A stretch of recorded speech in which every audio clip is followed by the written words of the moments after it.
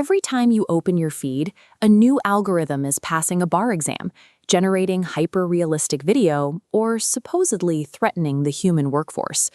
But the tools performing these incredible feats, all of them, actually sit at the absolute lowest tier of machine intelligence. There is a wide gap between what the headlines imply and what the code is actually doing. Computer scientists measure machine intelligence using three distinct categories: artificial narrow intelligence, artificial general intelligence, and artificial superintelligence. Using these categories allows you to test any new breakthrough against the physical and mathematical limits of the technology itself. Tier 1 is artificial narrow intelligence, or weak AI. Its defining characteristic is hyper-specialization in one specific task. Despite the relentless media cycle, this is the only tier of AI that exists anywhere on Earth right now. When an app writes an essay or maps your commute, it is executing highly specific instructions. Even the world's most famous platform is strictly confined to generating text based on the parameters of its training data. Think of it like hiring a chess grandmaster. If you ask them to step into an operating room and perform open-heart surgery, they will fail completely. Because these models cannot operate outside their predefined boundaries, they lack actual human reasoning. A program that optimizes supply chains doesn't understand what a truck is. It processes numbers. The second tier removes those boundaries entirely. This is artificial general intelligence, often called strong AI. This diagram illustrates the core mechanism of AGI. You can see separate, isolated task areas like mathematics, language, and medicine.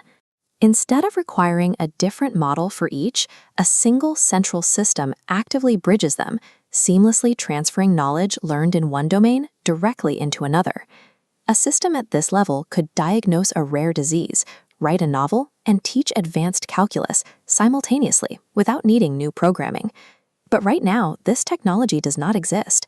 It remains a massive, unachieved goal for computer scientists worldwide. Until an algorithm can autonomously cross from one discipline to another, the technology is strictly bottlenecked. We are looking at a long-term engineering challenge, not an imminent threat. The final tier is artificial superintelligence, or ASI. This is the point where a machine surpasses the best human minds in every scientific, creative, and strategic field. Operating at this extreme cognition, an ASI system could theoretically design clean energy technologies or model solutions for massive planetary crises like climate change. It is crucial to remember that ASI is entirely theoretical. Researchers actively debate whether engineering a mind of this magnitude will be our greatest achievement or an uncontrollable risk. The easiest way to picture the whole framework is to imagine three students. The first is a math prodigy who fails every other class. That is narrow AI. The second learns any subject you give them. That's AGI. The third is smarter than every teacher in the school combined. That's superintelligence. Understanding this hierarchy shifts the conversation away from vague predictions and toward the specific engineering hurdles that separate today's tools from tomorrow's possibilities. So the next time an article pops up on your feed claiming a new algorithm has achieved consciousness, you can test that claim scientifically. Just ask yourself, is this software demonstrating actual general reasoning across multiple subjects, or is it just mimicking human behavior within a very narrow specific task?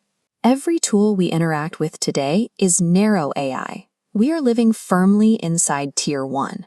Knowing the limits of our current software provides a baseline for evaluating the news. Based on the distance between current code and these theoretical tiers, do you think we will see true AGI within our lifetime, or is it still decades away? Let me know your thoughts in the comments.